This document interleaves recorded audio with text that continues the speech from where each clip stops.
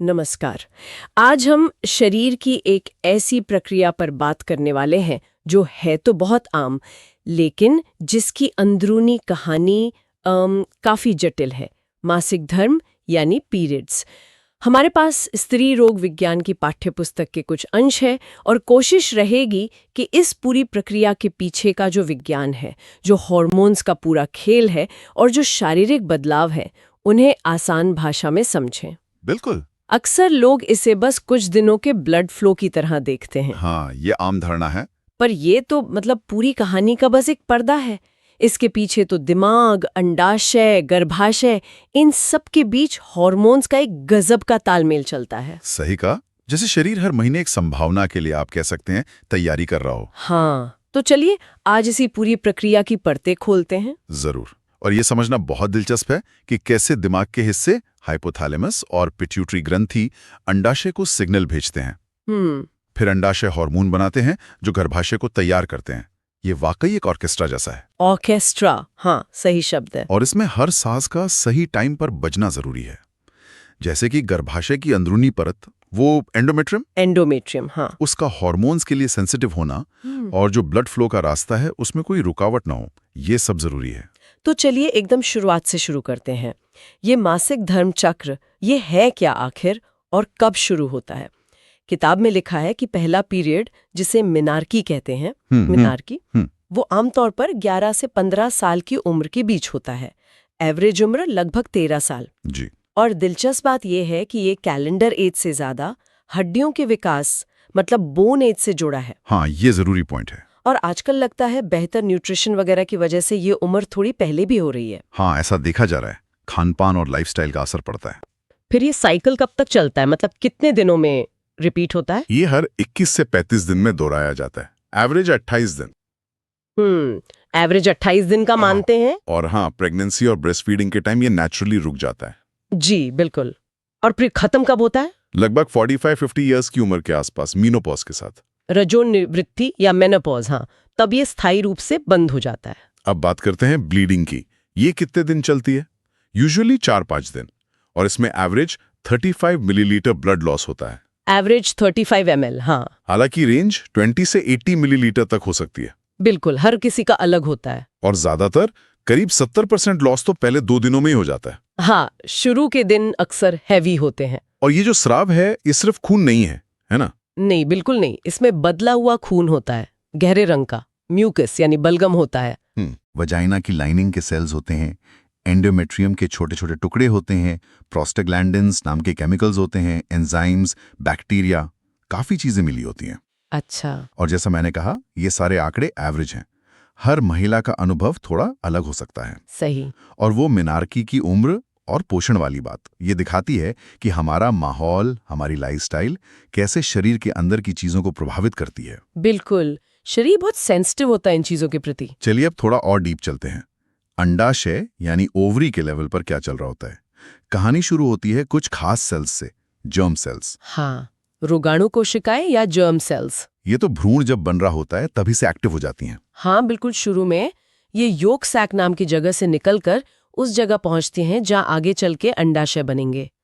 Genital ridge कहते हैं उसे। जेनाइटल रिज, हाँ। और प्रेगनेंसी के 20वें हफ्ते तक इनकी संख्या अंदाजा लगाइए। कितनी? लगभग 70 लाख। 70 लाख, बाप रे, ये तो बहुत ज्यादा है ना? अविश्वसनीय है। इनमें से कुछ सेल्स फिर एक खास तरह के डिवीजन में जाती हैं। पहला मियोटिक डिवीजन, अर्धसूत्री विभाजन। हाँ, अर्धसूत्री विभाजन। और तब ये प्राइमरी ओसाइट्स कहलाती हैं। प्राइमरी ओसाइट्स, ठीक। फिर ये ओसाइट्स एक कवरिंग में बंद हो जाते हैं, प्राइमोर्डियल फॉलिकल्स। और मजे की बात यह है कि ये विभाजन के एक खास स्टेज डिप्लोटीन पर आकर रुक जाते हैं। रुक जाते हैं? कब तक? प्यूबर्टी तक, या फिर जब तक ओव्यूलेशन ना हो जाए तब तक उसी रुके हुए स्टेज में रहते हैं। अच्छा, तो 70 लाख से शुरू हुई कहानी और जन्म के टाइम तक ये घटकर करीब 20 लाख रह जाती हैं। 20 लाख 50 लाख कम। हाँ, और प्यूबर्टी आते आते सिर्फ 4 लाख के करीब। सिर्फ 4 लाख? और सोचिए, पूरी रिप्रोडक्टिव लाइफ में इनमें से ओव्यूलेट कितनी होती हैं? सिर्फ लगभग 400। 400 लाखों में से? हाँ, बाकी सब एक नेचुरल प्रोसेस से खत्म हो जाती हैं। उसे अट्रेसिया कहते हैं या प्रोग्राम सेल डेथ।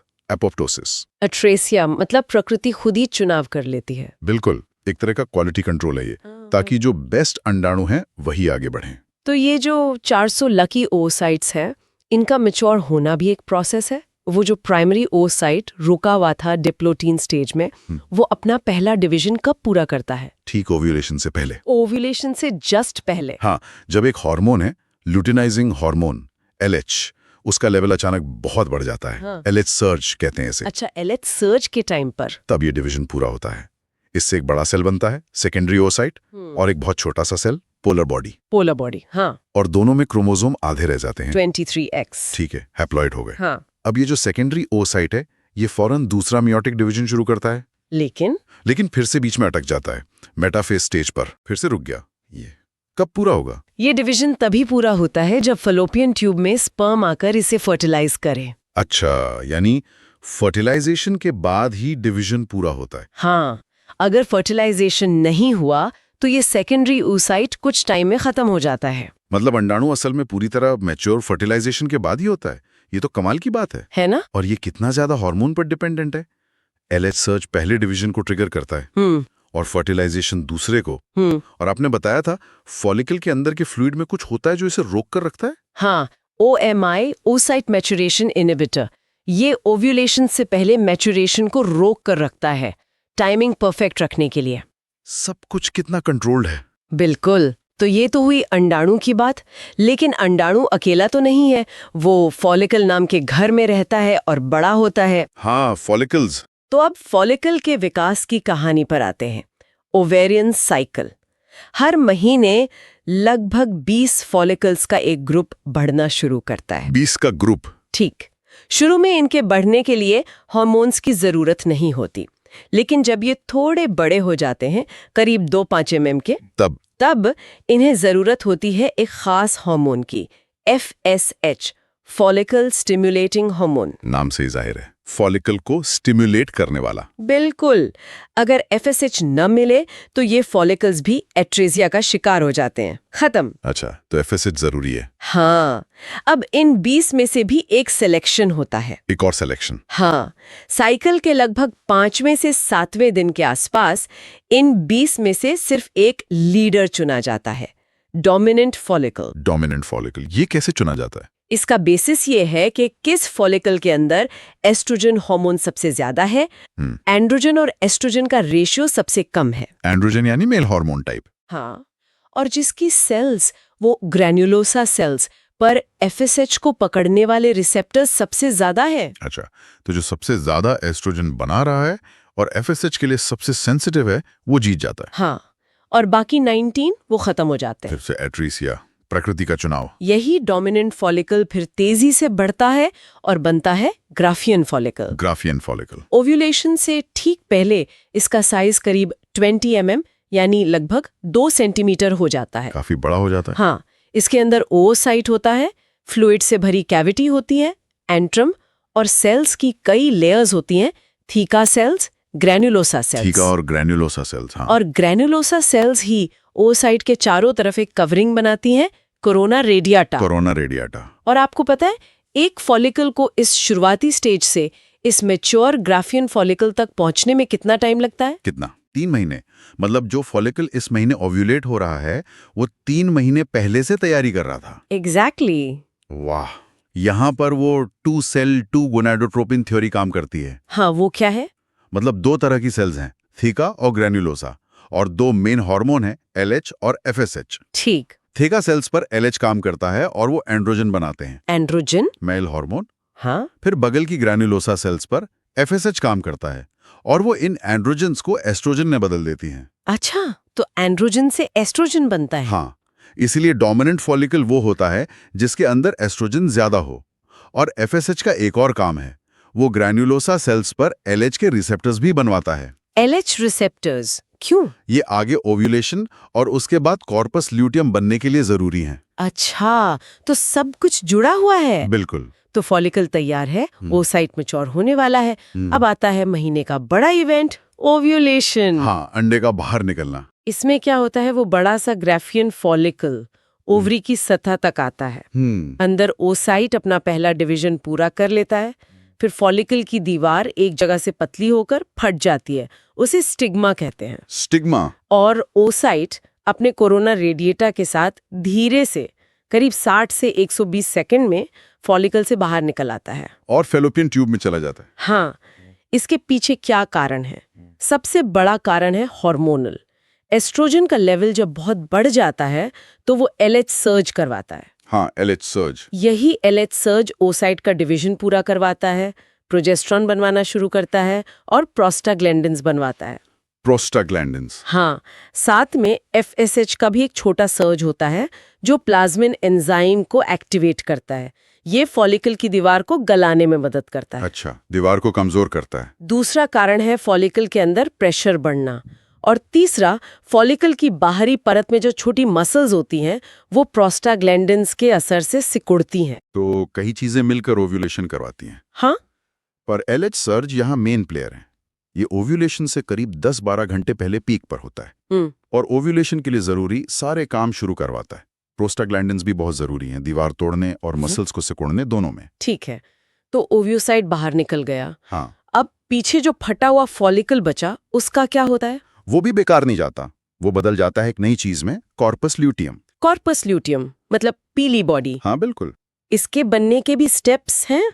हाँ, पहले तो फॉलिकल की बची हुई सेल्स, खासकर ग्रैन्युलोसा सेल्स जो अब ल्यूटिन सेल्स कहलाती हैं, वो तेजी से बढ़ती हैं, बड़ी होती हैं, प्रोलिफरेशन। फिर उनमें ब्लड वेसल्स बनती हैं, वेस्कुलराइजेशन, ताकि वो हार्मोन बनाकर ब्लड में छोड़ सकें। ठीक। फिर ये मैच्योर होता है। ओव्यूलेशन के 7-8 दिन बाद ये करीब 1-2 सेंटीमीटर का होता है। और इस टाइम ये क्या करता है? प्रोजेस्टेरॉन खास तौर पर। प्रोजेस्टेरॉन, ये बहुत जरूरी हार्मोन है। और इसका रंग पीला होता है कैरोटीन पिगमेंट की वजह से। गाजर वाला पिगमेंट। हाँ, लेकिन ये हमेशा नहीं रहता, है ना? नहीं। अगर प्रेगनेंसी नहीं होती तो साइकिल के 22वें-23वें दिन के आसपास ये सिकुड़ना शुरू कर देता है, रिग्रेशन, और धीरे धीरे खत्म होकर एक सफेद निशान छोड़ जाता है, कॉर्पस एल्बिकेंस, सफेद बॉडी। तो कॉर्पस ल्यूटियम को बनाने और जिंदा रखने के लिए कौन सा हार्मोन चाहिए? इसके लिए LH जरूरी है। और ये सिकुड़ता क्यों है फिर? इसका पक्का कारण तो नहीं पता, पर लगता है कि प्रोस्टाग्लैंडिन F2 अल्फा या शायद एस्ट्रोजन का ही कोई ल्यूटियोलिटिक मतलब गलाने वाला असर होता है। अच्छा। कॉर्पस ल्यूटियम का मेन काम है प्रोजेस्टेरॉन बनाना। ये प्रोजेस्टेरॉन गर्भाशय की लाइनिंग को प्रेगनेंसी के लिए तैयार करता है और उसे मेंटेन रखता है। तो अगर प्रेगनेंसी हो जाए तो फिर कहानी बदल जाती है। अगर फर्टिलाइजेशन होता है और एम्ब्रियो यूट्रस में इम्प्लांट होता है तो वो एम्ब्रियो एक खास हार्मोन बनाता है, HCG, human chorionic gonadotrophin. HCG? Pregnancy test में इसी को डिटेक्ट करते हैं। हाँ, बिल्कुल। यही HCG कॉर्पस ल्यूटियम को सिग्नल देता है कि सिकुड़ो मत, प्रेगनेंसी हो गई है, हार्मोन बनाते रहो। अच्छा, तो HCG इसे जिंदा रखता है। हाँ, इसे कहते हैं कॉर्पस ल्यूटियम ऑफ प्रेगनेंसी। ये करीब 8 हफ्ते में अपने पीक साइज 2 या 3 सेंटीमीटर तक पहुंचता है। और ये कब तक हार्मोन बनाता है? ये तब तक प्रोजेस्टेरॉन बनाता है जब तक प्लासेंटा यानी अवल खुद इतने हार्मोन बनाने लायक नहीं हो जाता। प्लेसेंटा फिर ये काम टेक ओवर कर लेता है। हाँ, इस जिम्मेदारी के ट्रांसफर को ल्यूटियल प्लेसेंटल शिफ्ट कहते हैं। ये प्रेगनेंसी के 7वें से 10वें हफ्ते के बीच होता है। कमाल है ना? शरीर का अपना सिस्टम है पूरा। तो ये सब तो हुआ ओवरी के अंदर, लेकिन ओवरी जो हार्मोन बना रही है उसका असर तो गर्भाशय पे पड़ रहा है। बिल्कुल। अब आते हैं एंडोमेट्रियम पर, गर्भाशय की अंदरूनी परत। इसकी 2 परतें होती हैं ना? हाँ, एक नीचे वाली बेसल जोन, ये हार्मोन से ज्यादा प्रभावित नहीं होती और हर पीरियड के बाद ऊपर वाली परत इसी से दोबारा बनती है, बेस लेयर की तरह। हाँ, और दूसरी है ऊपर वाली फंक्शनल जोन। यही है जो हार्मोन्स के हिसाब से बदलती है और पीरियड में शेड होती है। ठीक है, फंक्शनल जोन। इसके भी फेजेस हैं जो ओवरी के साइकिल के साथ चलते हैं। पहला कौन सा? पहला है रीजेनरेशन, दोबारा बनना। ये पीरियड के दौरान ही शुरू हो जाता है और पीरियड खत्म होने के 2-3 दिन में पूरा होता है। अच्छा। दूसरा है प्रोलिफरेशन, यानी बढ़ना। ये पीरियड खत्म होने के बाद से ओव्यूलेशन 14वें दिन तक चलता है। इसको कौन सा हार्मोन कंट्रोल करता है? इसे मेनली एस्ट्रोजन कंट्रोल करता है। इस दौरान परत मोटी होती है, उसमें जो ग्लैंड्स हैं वो लंबी ट्यूब जैसी हो जाती हैं, मोटाई करीब 3-4 mm पहुंच जाती है। ठीक है। एस्ट्रोजन फेज, तीसरा है सिक्रेटरी फेज। स्रावी चरण। ये ओव्यूलेशन के बाद शुरू होता है। अब प्रोजेस्टेरॉन का रोल आएगा। हाँ। अब एस्ट्रोजन और प्रोजेस्टेरॉन दोनों काम करते हैं। परत और मोटी होती है, 6-8 mm तक। ग्लैंड्स और ज्यादा डेवलप और मुड़ी हुई कॉर्कस्क्रू जैसी दिखने लगती हैं। Corkscrew shaped glands. और सेल्स के अंदर ग्लाइकोजन जमा होने लगता है। इसे सब न्यूक्लियर वैक्यूलेशन कहते हैं। सब न्यूक्लियर वैक्यूलेशन। ये प्रोजेस्टेरॉन के असर का पहला माइक्रोस्कोपिक साइन माना जाता है। अच्छा, तो ये दिखना मतलब ओव्यूलेशन हुआ है। हाँ, और ये परत का मोटा होना पीरियड शुरू होने से 5-6 दिन पहले 22वें-23वें दिन रुक जाता है। और ये जो सब न्यूक्लियर वैक्यूलेशन है, हाँ, ये पक्का सबूत है कि ओव्यूलेशन हुआ है। ये बात ध्यान रखने वाली है। हाँ, और ये भी जरूरी है कि प्रोजेस्टेरॉन तभी अच्छे से काम करता है जब एंडोमेट्रियम पहले से एस्ट्रोजन से प्राइम्ड हो, मतलब तैयार हो। अच्छा, एस्ट्रोजन तैयारी करता है, प्रोजेस्टेरॉन उसे फाइनल टच देता है। बिल्कुल, ये सारे बदलाव एंडोमेट्रियम को एक तरह से नर्म गद्दे जैसा बनाते हैं, ताकि अगर फर्टिलाइज्ड एग यानी एम्ब्रियो आए तो वो आसानी से चिपक सके इम्प्लांटेशन के लिए। घोंसला बनाने वाली बात। हाँ, वही। और अगर मेहमान नहीं आता, मतलब प्रेगनेंसी नहीं होती, तो फिर आता है साइकिल का आखिरी फेज, मेंस्ट्रुअल फेज, पीरियड। इसमें क्या होता है? हमने देखा कि अगर प्रेगनेंसी नहीं होती तो कॉर्पस ल्यूटियम सिकुड़ जाता है। हाँ, इससे एस्ट्रोजन और प्रोजेस्टेरॉन का लेवल ब्लड में एकदम से गिर जाता है। हार्मोनल सपोर्ट खत्म। बिल्कुल। इस सपोर्ट के हटते ही एंडोमेट्रियम की फंक्शनल लेयर में जो खून की नलियां हैं, स्पाइरल आर्टेरियल्स, वो सिकुड़ने लगती हैं। स्पैज्म होता है। खून का बहाव रुक जाता है। हाँ, स्टेसिस, टिश्यू को ऑक्सीजन नहीं मिलती, एनॉक्सिया, और वो परत मरने लगती है, टूटने लगती है। और फिर ब्लीडिंग शुरू होती है। हाँ, इन्हीं टूटी हुई आर्टरीज, वेन्स और कैपिलरीज से। सेल्स के अंदर से लाइसोसोमल एंजाइम्स निकलते हैं जो मरे हुए टिश्यू को पचाने में मदद करते हैं। ऑटोडाइजेशन। गर्भाशय के अंदर खून का थक्का बनता तो है, पर प्लाज्मिन नाम का एंजाइम उसे जल्दी ही घोल देता है। इसीलिए पीरियड ब्लड ज्यादातर लिक्विड होता है, क्लॉट्स कम होते हैं। हाँ, और ब्लीडिंग रुकती कैसे है? कई चीजें मिलकर काम करती हैं।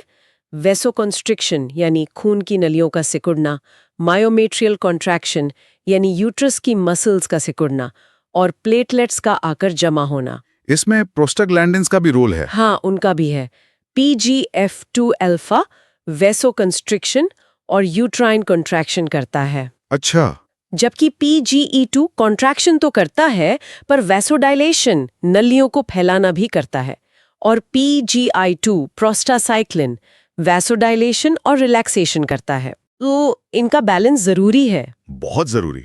माना जाता है कि अगर PGF2 अल्फा ज्यादा हो जाए तो वो पीरियड के दर्द, डिस्मेनोरिया और ज्यादा ब्लीडिंग से जुड़ा हो सकता है। ओह, तो पीरियड पेन का कनेक्शन इससे हो सकता है। हाँ, काफी हद तक। तो कुल मिलाकर ये पूरा साइकिल हार्मोन्स के उतार चढ़ाव का ही नतीजा है। बिल्कुल, एक बहुत ही महीन संतुलन है ये। इसे अगर समराइज करें तो साइकिल की शुरुआत में एस्ट्रोजन इनहिबिन कम होते हैं तो FSH बढ़ता है।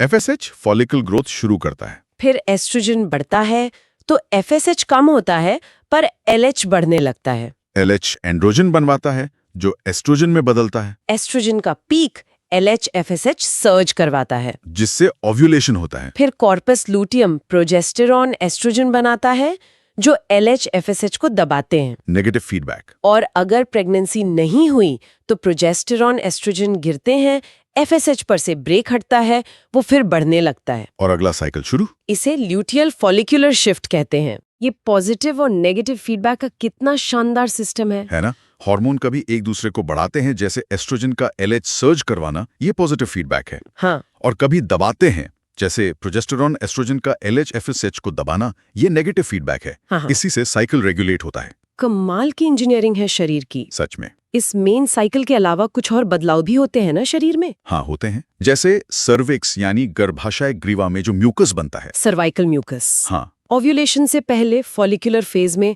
वो पतला पानी जैसा खिंचने वाला होता है, स्पर्म के लिए फ्रेंडली। हाँ, लेकिन ओव्यूलेशन के बाद ल्यूटियल फेज में प्रोजेस्टेरॉन के असर से वो गाढ़ा चिपचिपा हो जाता है, स्पर्म के लिए रास्ता ब्लॉक कर देता है। योनि की सेल्स में भी साइक्लिकल बदलाव आते हैं और कुछ लक्षण भी होते हैं, जैसे ओव्यूलेशन के टाइम कुछ लोगों को पेट में एक तरफ हल्का दर्द होता है। मेटालिस्पॉन्स। हाँ, मेटालिस्मस। या फिर पीरियड से पहले पीएमएस वाले लक्षण, चिड़चिड़ापन, थकान, ब्रेस्ट में भारीपन। हाँ, प्रीमेंस्ट्रुअल सिंड्रोम। ये भी हार्मोनल बदलावों से जुड़े हैं। कभी कभी ऐसा भी होता है कि पीरियड तो आता है पर ओव्यूलेशन नहीं होता। हाँ, एनोव्यूलेटरी साइकिल्स। ये टीनेज की शुरुआत में या मेनोपॉज के आसपास ज्यादा कॉमन है। इसमें क्या होता है? इसमें हार्मोन्स, खासकर ईस्ट्रोजन का लेवल ठीक से रेगुलेट नहीं होता, अनियमित रहता है। इससे एंडोमेट्रियम सही से नहीं बन पाता और ब्लीडिंग अनियमित या ज्यादा हो सकती है। अच्छा, और किताब में पीरियड्स को आर्टिफिशियली आगे बढ़ाने का भी जिक्र था। हाँ, हार्मोन लेकर किया जा सकता है, जैसे नोरेथिस्टेरोन, खास मौकों के लिए। लेकिन इसे डॉक्टर की सलाह से ही करना चाहिए। बिल्कुल, हार्मोन्स के साथ खुद से छेड़छाड़ नहीं करनी चाहिए। और हाँ, मेंस्ट्रुअल हाइजीन यानी पीरियड के दौरान साफ सफाई का ध्यान रखना भी बहुत जरूरी बताया गया है। सही है। वो सर्वाइकल म्यूकस में बदलाव फर्टिलिटी अवेयरनेस का एक नेचुरल तरीका भी है। हाँ, और एनोव्यूलेटरी साइकिल्स का होना रिप्रोडक्टिव लाइफ के शुरू और आखिर में आम है, जब हार्मोनल सिस्टम सेट हो रहा होता है या वाइंड डाउन कर रहा होता है। और जैसा आपने कहा, कोई भी हार्मोनल इंटरवेंशन एक्सपर्ट की सलाह से ही होना चाहिए। तो आज हमने देखा कि मासिक धर्म सिर्फ ब्लीडिंग नहीं है, ये तो ओवरी और यूट्रस में होने वाले बदलावों का एक पूरा संधा हुआ हार्मोन से कंट्रोल होने वाला मंथली ड्रामा है। बिल्कुल सही शब्द, ड्रामा। और ये जानना कितना हैरत अंगेज है कि लाखों जर्म सेल से शुरू होकर कहानी सिर्फ 400 ओव्यूलेशन तक पहुंचती है। हाँ, या एक फॉलिकल को मैच्योर होने में 3 महीने लग जाते हैं। ये छोटी छोटी डिटेल्स पूरी प्रक्रिया को और भी फैसिनेटिंग बना देती हैं। बिल्कुल, ये पूरा सिस्टम एक बहुत ही नाजुक हार्मोनल बैलेंस पर टिका है। हाँ, और यही बात सोचने पर मजबूर करती है क्या? कि कौन सी अंदरूनी या बाहरी चीजें जैसे स्ट्रेस, न्यूट्रिशन, कोई बीमारी या शायद पर्यावरण के फैक्टर्स इस नाजुक बैलेंस को बिगाड़ सकती हैं। ये जरूरी सवाल है। और जब ये बैलेंस बिगड़ता है तो सिर्फ पीरियड इरेगुलर होने के अलावा शरीर पर और क्या लंबे समय वाले असर पड़ सकते हैं। ये आगे खोज का एक बहुत ही दिलचस्प विषय हो सकता है। निश्चित रूप से। और इसी विचार के साथ मासिक धर्म चक्र पर हमारी आज की ये गहरी बातचीत यहीं समाप्त होती है।